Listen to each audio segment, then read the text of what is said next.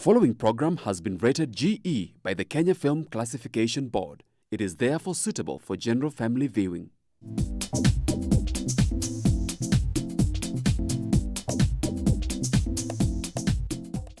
Hello viewer, welcome to GBS TV. This is Chungu Cha Jamii, the program that you love to watch and listen to all the time. At GBS TV, I always tell you, we bring you the best and the right counsel for your issues of life. Today I have beautiful ladies here with me in the studio. We're going to be taking up this topic called the thorns in the bed of roses. So they say that marriage is a bed of roses. I have no idea whether you believe in this or you have a different opinion. But for those that it is a bed of roses, roses also have thorns. Join me with Pauline and Gladys as we discuss the thorns in the bed of roses. Welcome, ladies. Thank you. Please introduce yourselves to my viewer. Yeah, my name is Gladys Malelu, a director of Trickle Up organization that empowers the youth. Welcome, Gladys. Yeah. Good morning, viewers. My name is Pauline Wanje, a marriage and family therapist working with Pan Africa Christian University as the university counselor. Good morning and karibu. Wow. Ladies, it's good to have you in the show. I'm so excited that we are here to talk about the thorns in the bed of roses. Actually, everyone knows, before they get into marriage and they think that marriage is a bed of roses. Do you agree? Pauline, I will start with you. Personally, I would say, as a marriage and family therapist, that marriage is neither a bed of roses nor a bed of thorns. Okay. It's what we make out of it. You can choose it to be a bed of roses or a bed of thorns. It's a choice that you in the marriage you make. So it's neither a bed of roses nor a bed of thorns, because like you are saying, roses have thorns. Yes. Yeah, and marriages have issues. Yes. Yes. Okay. That's what I would So say. it's what you make it. Yes. Gladys. Yeah, I think to me, I also concur with her. It is how you make it. Yes. It is how you make it. It is how you make it. So are there thorns, really? Because some people pose like it is so rosy, it has no issues, and when they're out there, the mask that they put on and wear, you can hardly see a thorn.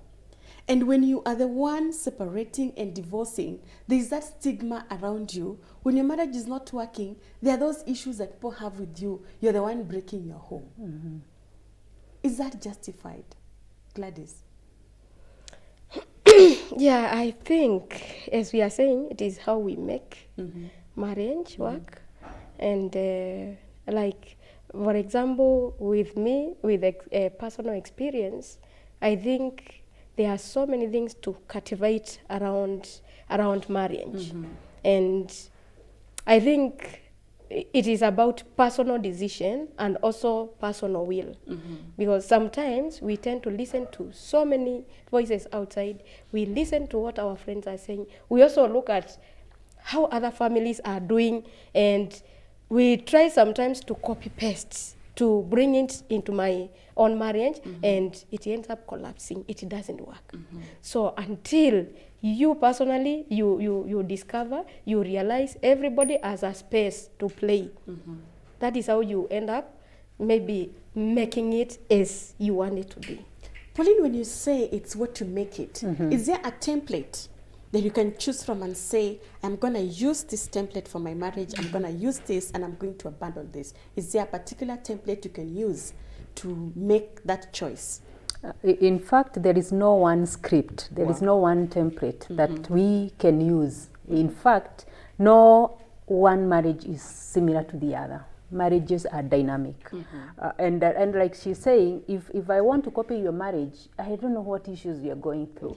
And even those that portray like marriage is a bed of roses outside there, if you genuinely ask them and if they honestly speak their mind, they would say that there are so many thorns.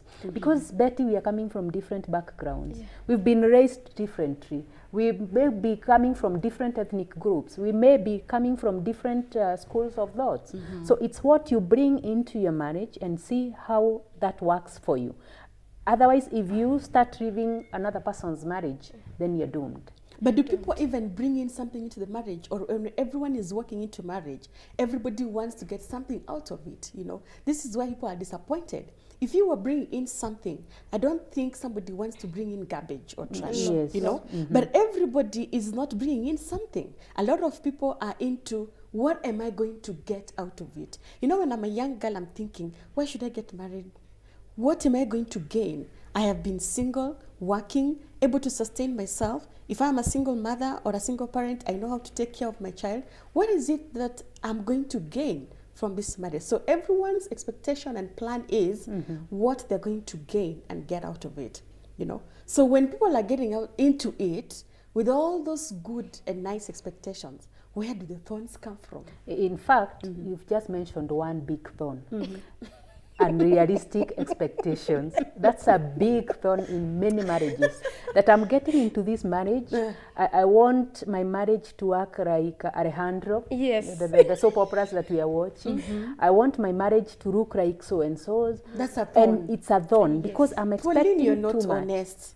You are a university counselor, right? Yes. When you're working there and you have heard of the kind of students that are there, don't you have expectations? Don't you walk into your office with expectations that this is what I want to achieve, this is what I want to do? What is wrong with having expectations when you're getting into an institution that is for life? And I think you didn't get me right. What I'm saying is we need expectations. We Yes. all have expectations. Exactly. So there's Like nothing wrong Like for with example, having expectations. when I was coming in this show, there were expectations that I had. That Okay. I would see, I would Okay. do A, B, C, D. In fact, I never expected to be with Gladys because I didn't know that she was coming. Yes. So when I come and find Gladys with me, I need to quickly readjust my expectations. Okay. Because maybe I thought it was just me and you. So we are not getting into this marriage minus expectations. We have Okay. expectations. So it is a good thing. But exactly. But when you Thank get there, you need to really adjust the expectations to match what you have gotten into.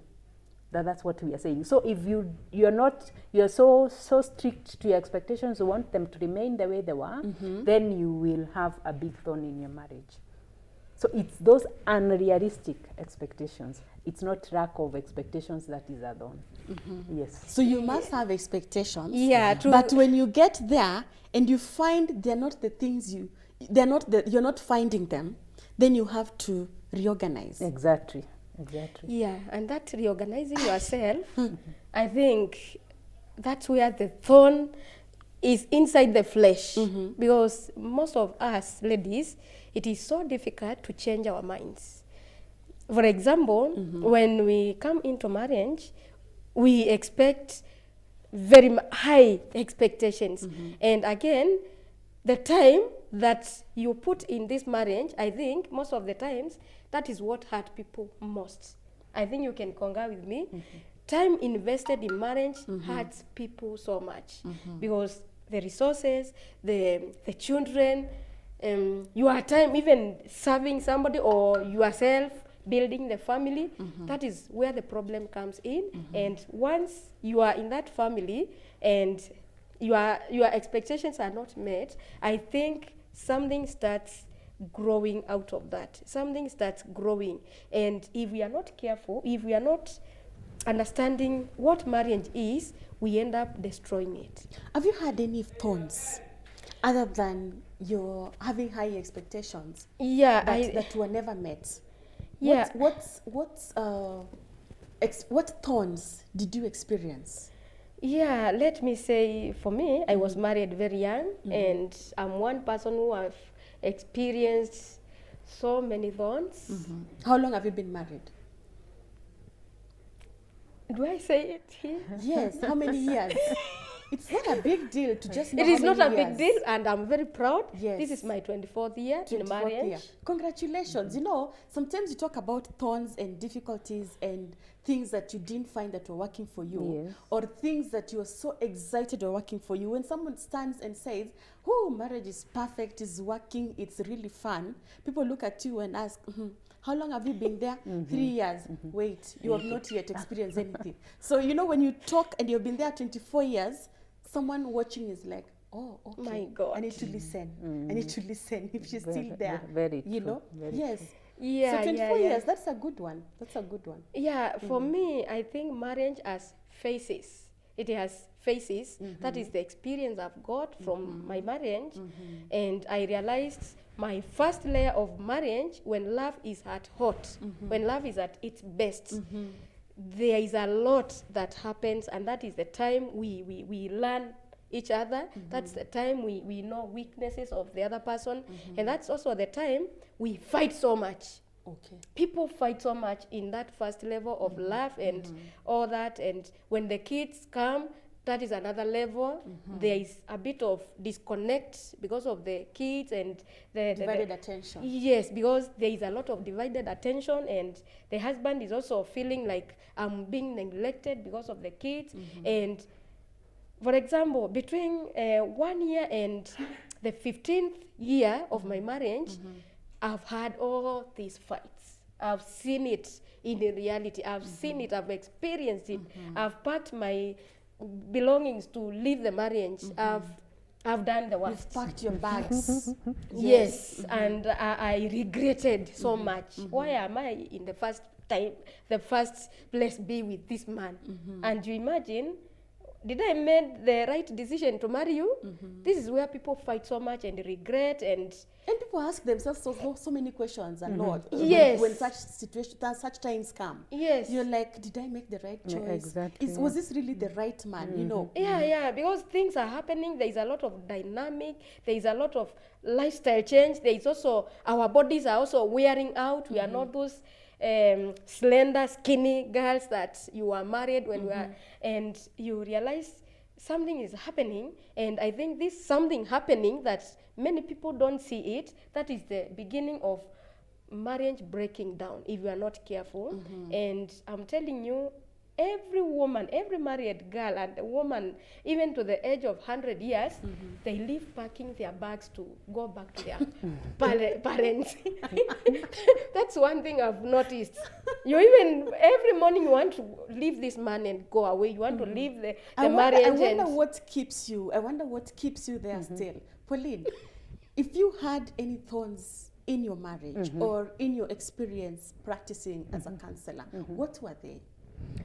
Personally, even with my expertise in marriage and family therapy, I've had thorns. And like she says, there are times I sit and meditate and wonder, did I make the right choice? Even after 21 years in marriage, Yes. There are moments, even with my expertise, that I feel like, wow, this is just too much for me. They are thorns. They are thorns.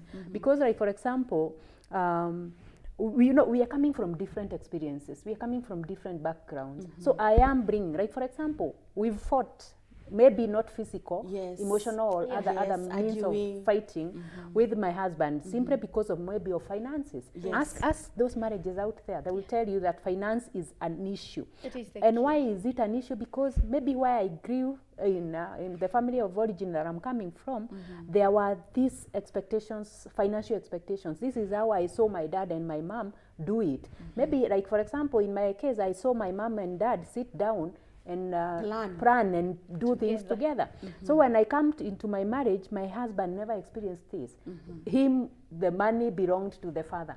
Yes. And he's the one who used to say, we will do this, we will do. The So mother he had arrives home with a new car. You have no idea. You're wondering, is this your friend's car? Is it our car? You know, such kind of things. Exactly. You see You're now, being moved to a new home. Yes. Oh, this is our home. Yes. You're like, when was it built? With money from where? Yes. So you live in this home, always expecting at the back of your mind, auctioneers will come. Because you have no idea where this money came from. Exactly. You know? So we are bringing in different financial personalities.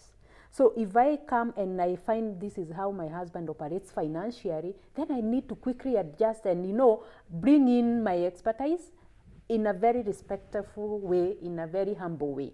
So one of the thorns, that's where we were coming from, is lack of our own self-awareness. Yes. I don't know who I am. So I want to know my husband better. And I am struggling with who I am. I don't know who I am and I want to know him. Exactly. But Pauline, are you always going to change who you are to fit into who that person is for you to live together? Is that the way to go? No, not at all, not at all. But I will adjust my personality to fit into this His. marriage, to fit into this marriage, I will bring in what my background expertise I have in a very respectful way. Like, for example, I will sit down with my husband, I tell him, you know what, from where I grew from, my family, I would see my dad sit with my mom and do planning together. I don't know how that is for you. And then he will say, Apana, we can't do this. That's your father's marriage. This is mine. Yes, and then that's he where sit- fights begin. And that's a dawn. Yes. And now we sit together and see, can we resolve that conflict? If we can't resolve, do we seek counseling? Do we seek other help?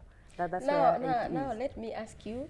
Now this is a question to, and in the case of those men who does not want to listen, or they feel Their only way is the right way. yes, they feel, what do you have to tell me? What do you know about this? I know it better than you.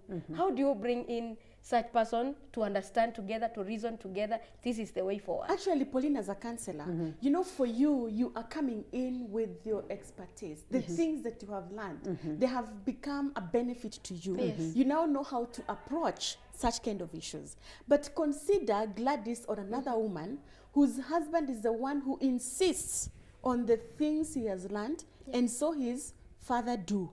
No. In our home, the father did this and that, and this is the way. So as a woman, you're going to tell me nothing. You have no background in counseling. What are you supposed to do? How do you separate this thorn from the rose? You know, because somehow the thorn and the rose have to be together, and they have to abide and cohabit together, you know.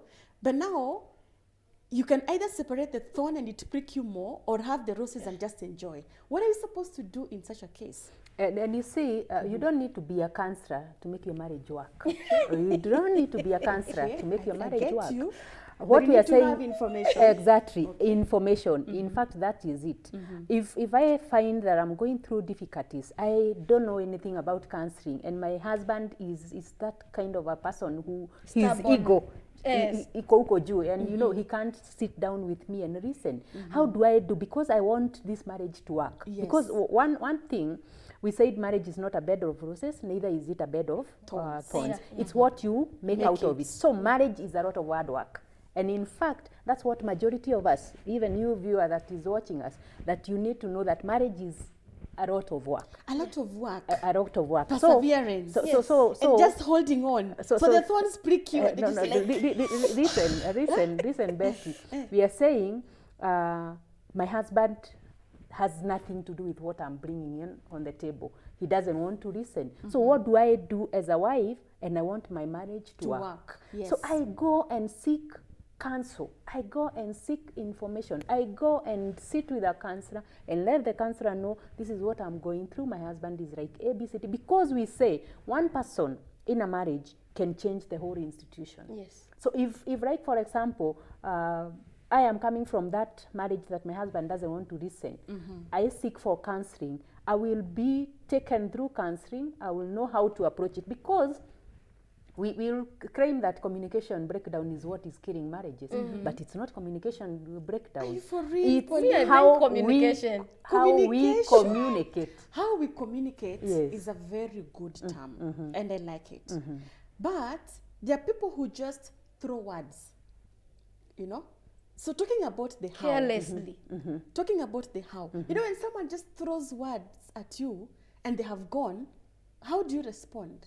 Like, for example, I'll give you a scenario of a client who just walked into my office just the other day, and she's telling me, I cook, my husband comes in at 10 in the evening, he doesn't eat the food that I cook, and he would go and cook another meal for himself. And the girl, they have small children, and one of the girls asked, Daddy, why can't you eat what we had prepared? And the dad says, I don't want to eat ugari, I want to eat rice, for example. So this lady was asking, how do I tackle this? And it's a down. That's a down already. Yes, So it's a very harsh one. I asked her, how have you been coping with this? Because she tells me she has lived with this for about 2 years now. So how have you been coping? And I listened to how she has been coping. And one of the things I listened to is how she approaches this communication. And she told me, I asked him, why are you cooking other meals? Why can't you eat you. What you have I want you prepared. to underline the word you. Why are you cooking other meals when we've made this? Why can't you eat what I've Cooked, made? yes. So I coached her into proper communication. How about you addressing it this way? I am curious what is making you make another meal where we've already made this meal. I am curious. It's I, it's not you. So the husband, when you use you, the husband will feel attacked and he will defend himself and he'll get into fight. But when you use I, he will be able to listen. He might not act nicely that day, but it will start lingering in his mind and understand this woman doesn't want fights. I think that the woman has a lot of adjustments to make. No, not only lot the of woman, perseverance all to people make. in the marriage. Yes. All people in the marriage. The men Yes. are too high. Their ego is too high up there. And I wonder when they're planning to lower it and for whom. But you see, Betty, there are also men who will walk into my therapy room with issues about their women. Their women are now up there on top of the roof. And the men they want their marriages to work. So it's happening from all genders. We can't say that women have a lot of work to do. Men and women equally have a lot of work to do in the marriage. Yeah, to add on what Nani is saying, I remember when I was sharing to you when my husband was closing the door because I've come home late. And while I was at the corridor waiting for him maybe to sober up and open the door, or I sleep outside in the corridor. So you have come home late. Yes. From your own issues, from work. I was from doing my personal development. I had already gone back to school. So I Okay. was studying the evening classes. So and arriving, he knows that you are in school. Yes, he was so you aware. have come back. He's aware. Yes. You have come back. Yes. And he's not opening the door. Yes, because his issue was you cannot go back to school right now, stay in the house and Take care of the children. take care of the children. Okay. And the story goes on. I became so stubborn because I had already started and I initiated the communication and he could not even listen. But when I was at the corridor, waiting for his mercies to open the door because it is at night, I would communicate to myself, as she said, and put myself to the shoe of that man, and I could move from Gladys, step outside of me, and become now the man of the house. And I could see the scenario, how it will happen if I was the husband in the house. And my wife has come home that time. How long would you wait? You know, it depends on how long Maybe you're before waiting. before we get into how long she would wait, I want to pick a very important skill that she used, empathy. That she could put herself into the shoes of her husband and imagine how the husband feels I have when not the even wife, yet finished. when the wife is coming. That's what I want to pick. Go on. Go Yeah, on. so the moment I put myself into that shoe and become the husband of the house, and now I could now act as the husband, and I could become very furious, and I would say, I would chase even my wife away. I don't want a girl who is coming here that late. I want somebody who can cook for me. I want to find my wife at home. And when that scenario is finished and I go back to Gladys, I used to submit and be there. And once that is over, I was very peaceful and I could say, okay, let me wait and see his reaction. And I was purely psychologically prepared to see his reaction. So he would stay 2 hours, 3 hours, midnight, by past 1 p.m., he would open the door. And I would look direct at his eyes. How long would you stay outside? 3 to 4 hours, at 5 minutes, 3 to 4 hours. From 9, the door is opened at almost 2 p.m., 2 When a.m. you get back to Gladys, you would not begin to fight. No, I was not fighting. When I get back to Gladys and the man opens the door, I was direct looking at his eyes to see what he's thinking and to see something from that and his thoughts. And he would look at me and like he can kill me. But because I was totally down at that moment, he became paralyzed and very powerless. And he could tell me, get in the house. I would get in the house, go to the kitchen, take the food, I would eat it even cold, not even putting the microwave, cold. And then I tell my husband, Let's go and sleep. Betty, around me. Around me. Okay, I want then to we pick. take a break. I want to pick a rose and a thorn From that her, story. from her Okay. narrative. Okay. The thorn is when she would come home late. She's criticizing the husband. Why can't Yes. you open for me? We discussed that I'm going back to school. Why Yes. can't you? Why can't you open for me the door? Then she takes a rose, which is empathy. Yes. And she puts herself into the shoes of her husband and imagines what the husband is going through. And then she comes back and be calm. And you know, the husband now, once the husband realizes that she's not making noise, she's not hearing, the husband will come, open the door, and she gets in. And watch So- me while I'm eating to see the reaction. Exactly. Now you can Viva, take we us need to to break. take a short break. We need to take a short break. These ladies have had thorns and roses in their marriages, and they're sharing the experience here with us. I know that you have also had similar ones, and I hope you are not planning to quit, because we have Pauline here who is guiding us in the right way to stay put with both the thorns and the roses. We're taking a short break. Our SMS line is 21144. We are also on Facebook Live and YouTube channel. See you shortly.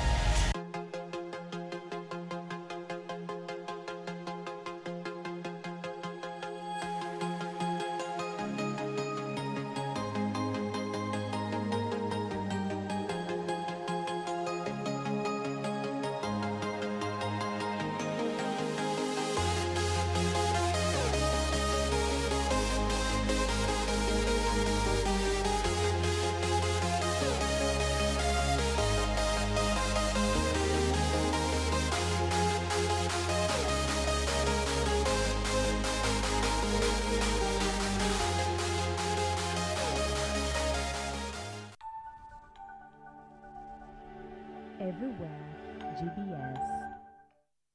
Okay, welcome back, viewer. It is an interesting discussion we are having right here with Pauline and Gladys. So, ladies, I need to know what is happening to your marriages that you're still there. You're confirming that you have thorns, and when people ask you, "Oh, your marriage is, so beautiful. I need us to exchange. I need to be in your shoes." You're like, "I wish you knew what goes on in there." What is the spice that is keeping you here?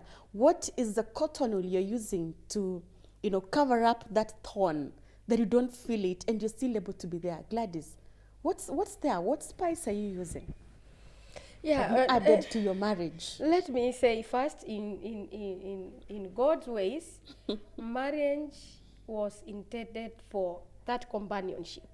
And sometimes I say even marriage is okay even when the kids are not there, because it was meant for both two of of you, for that companionship. And you will know marriage is very important to, if you meet a woman who the husband has died, leave alone the people who have divorced. A widow. Yeah, a widow. If you meet a widow, you will know how important marriage is.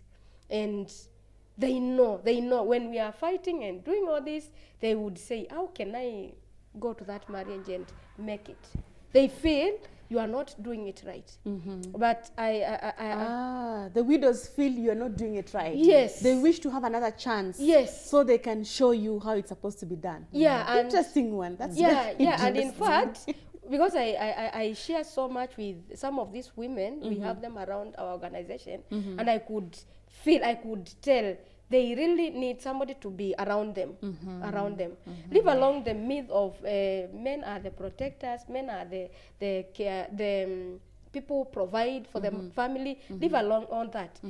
That companionship of a man coming and finding a wife knowing my husband will come home evening, it feels so good. It feels so good. So with me, I realized there is much with marriage. As much as I live my marriage every day in my mind sometimes, I feel this is too much. Me, I don't want this. I feel... So you pack your bags, but you don't carry them out of the house. Yes. I wonder who pulls you from the door. No, listen, but to get back. You can imagine, you can even stay like a week. We are not talking to each other a week. But we communicate when it comes to children. How does that happen? Because I imagine when it comes to issues to do with the kids, you have to talk. We communicate. You will hear the phone calling. If it's about Bridget, she's in school, and Justin, there is that very effective communication, and you realize what boundary is in between me and this person. And I realized it is just petty issues. Petty issues like, for example, I don't want to give out my space to somebody, which is very good. We close ourselves such that this person cannot access your space. Neither me can I access his space. That is one thorn that has been affecting so many. Yeah, so I find time to just adjust myself and just let this person be. Have you ever told yourself, I let this person be? I let whether that with space. love or no love. Pauline, what do you say? You're asking what keeps us in this marriage amidst the thorns. Yes, you're packing your bags, but you're not walking out. You're Number calling a taxi and you're cancelling again. Number one, I tell people making deposits when there is, I'm imagining there's exceptions in marriages. It's not every other day we fight. No. So when we are in good moods, when we're in good times, like for example, I ask people, you have a bank account, yes? Yes. Can you withdraw what you've not deposited? No. Just the same way we operate a bank account, the same way we need to operate our marriages. That when we have good things, we have good times, make as many deposits, In fact, one theorist called John Gottman, Dr. John Gottman says, make five deposits into a ratio of 1, because a thorn will always come, because we need to be real. Yeah? There are those moments that you'll fight. So you've made 5 deposits, for that's 1 thorn. So when you having good time, when you're enjoying your marriage, make as many deposits as possible, so that when the time of conflict comes and you withdraw, you'll be left with something that is working for you. So making deposits in your marriage, how do you make them? Showing appreciation, showing respect, communicating effectively. Those are ways that you make deposits, so that when the times of the thorns comes, then even if they are piercing you, you can persevere. At least even if he's yelling at me, I know tomorrow he will take me out. Yeah, but Another way is you know, like for example, what Gladys is sharing is very dangerous. That we are communicating because we have children. A time will come. Like for example, in my case, I have no children in my house. It's I just me know. and my husband. All your So children you are can out. imagine if we never invested in a relationship, in a good friendship, and my children are out. How do we stay in the same house? I wake up, I see him. I go to the sitting room, he's there. I go to the kitchen, he's there. In the bedroom, he's there. How do I operate? So it's the right time, especially for those young marriages, to invest in their marriages today, because that time is going to come, the empty nest time. Yes, the And emptiness it time will be is slowly chaotic. creeping in. It's creeping in. Children will overgrow and I they will know. go. So if you have not made a friend in this marriage, then it will be very difficult for you. yeah, to come to that point of love, why I always say sometimes There's no love. That I don't know what to call it. I sometimes feel like it is an illusion. It is something that happens and comes and goes Disappears. away. Now I'm talking from my own experience. When the love was at most, that's the time we used to fight so much. And I always say that place called love, because the worldly love, it is not the love that God intended for marriage. And I always say that city called love, it is full of demons, it is full of death, it is full of mistresses, it is full of all kind of shoddy things. And the In the day I city of left love. that city of love, I was liberated. You went And to which city? I came to city of friendship. I came to a city called friendship, and I'm telling you that is what saved me from that marriage. When I realized a friend is more than a lover, that's when I started treasuring that relationship with my husband. I wonder Yours- what the difference is. you know, Is friendship and love. Allow me to give you the difference. Yes, Just allow please to tell give me, you- because If even You- for the viewer who is watching us, arrange your alphabets from A to Z. A is 1 and Z is 26, Yes. isn't it? And find the value of love. The value of love will be 54. According to the numerics Yes. that we've used. Yeah?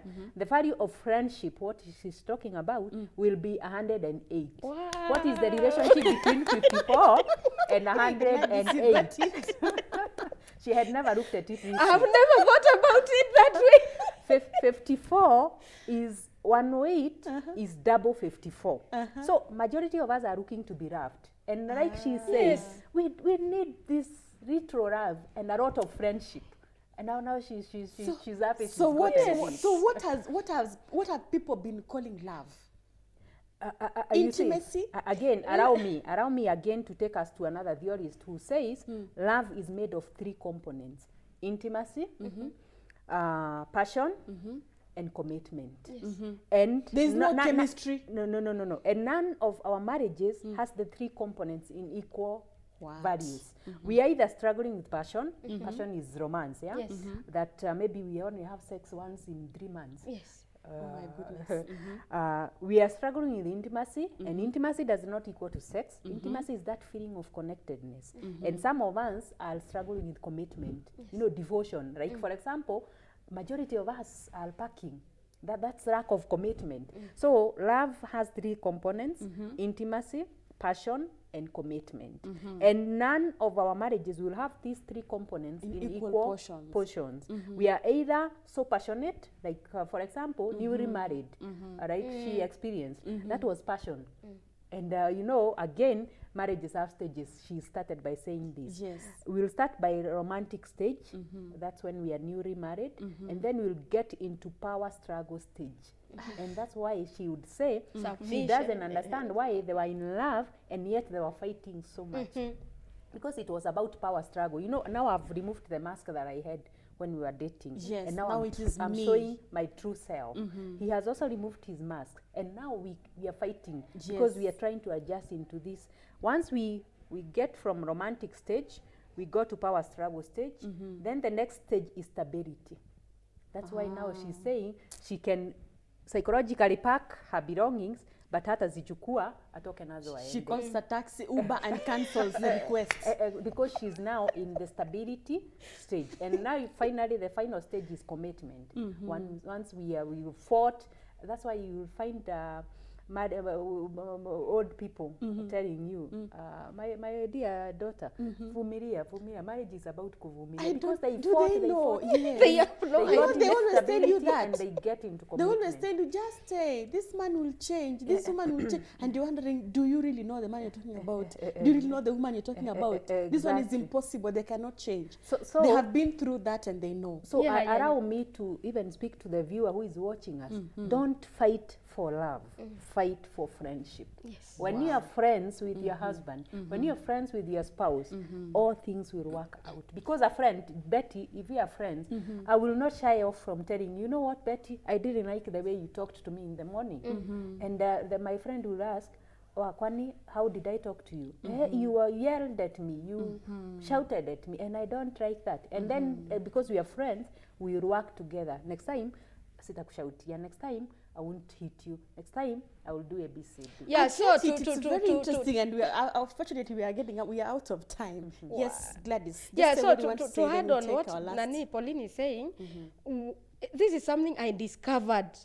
I never looked at books, I never did a research, but it came out of me because of the struggles and fight and rejection and all that. And that's when I realized I took my husband from where the love was and I put him on the other On the other side. side of And your the other heart. side was that friendship. And after You that, removed him from your heart. yes, and I on the other side. And now this is the time I realized, oh, so when he's here, I can listen to him. I can see him when he's going a hard time. I can treat him well. I can cherish him. I can do anything I a get friend you. I because get you, Gladys. you See, can treasure that friendship. And friends will have fun. Yes, They can go out now because they are friends and that's have what fun. I realized. And I'm telling you, I was liberated. I became free. Okay, we Yeah. need to give our viewer our last words and parting Time shot. is- I want to start with Gladys, but I'm so excited to hear about the love and friendship because everyone is fighting. And you know, people are even walking out of their husbands because he doesn't love me. I'd rather go and spend time with my friends. So they value the friendship and not the love. Gladys, your parting shot. Yeah, viewers who are watching this show, I would love to tell you that, as Pauline has said, don't seek for people to love you. Don't look for men to love you. Don't force your husband to love you or your wife to love you. But it is about what you give to that man or that man what he gives. That is what will sustain you. It is about loving yourself more, and that love that you are giving to yourself, automatically it will be pulled out. It will be attracted to that man. The man will be attracted by that love. So thank you so much. Okay. Pauline. We see this rose that is hanging out here, and we can only see the good flowers. We can't see the thorns. So one thing that I want to tell the viewer is that marriage is neither a bed of roses nor a bed of thorns. It's what you make out of it. And like we've agreed here with these good ladies is that we need to do a lot of hard work to maintain friendship in our marriages. Otherwise, love is just a short thing. It's not durable. But when we are friends, we will be able to enjoy our marriages. We'll be able to go out, have fun. We'll be able to sit down and enjoy and plan together because we are friends. So pursue friendship. Wachana na mambo ya Your love. love. Wow, that has really been interesting. Ladies, I thank you so much for coming and making that difference even for our viewer who are fighting to be loved and just seek for friendship. That was really a powerful one. Pauline, I appreciate. Thank you, viewer, for watching this episode. It truly, truly, truly has been inspiring and educative. I hope you have taken one or two things home and deposited them in your heart, and they're going to take you through the marriage that has the thorns, and we're going to see more of the roses and not just the thorns. We have come to the end of this session. Thank you so much. My name is Betty Akuku. See you next time.